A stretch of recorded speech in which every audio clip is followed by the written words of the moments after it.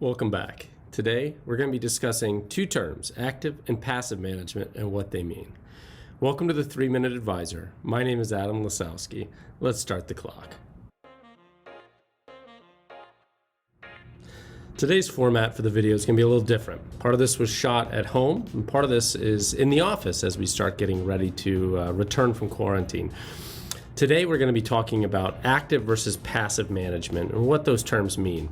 Now, these are typically used when it comes to looking at different types of management for an investment. Again, usually that's an ETF or a mutual fund, which we covered in last week's video.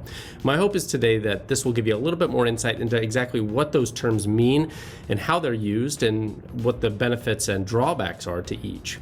Enjoy.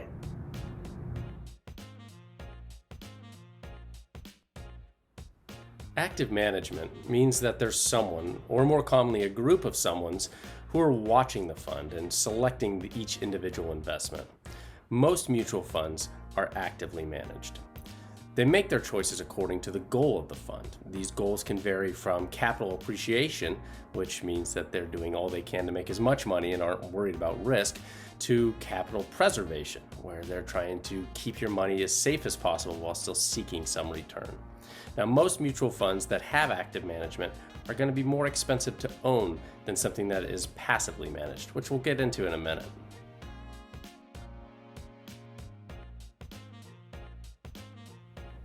Passively managed investments are ones that are managed by software, or not at all. Most ETFs are passively managed and often tied to an index. The S&P 500 index in the US is a popular one. It tracks the top 500 companies in America. S&P 500 indexed ETF is going to try to match that performance. In theory, all they have to do is hold the same companies that the S&P 500 is tracking.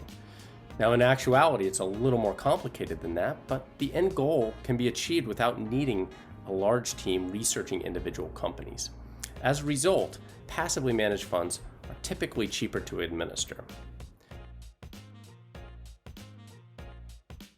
Taking a look at the type of management that's associated with an investment that you're exploring is always a good idea. Knowing what these terms mean and being able to help decipher where you're putting your money, always a good idea and always recommended. Now, when it comes to choosing your investments, you can do this. If you can't, maybe we can help. Let us know. Thank you so much for watching.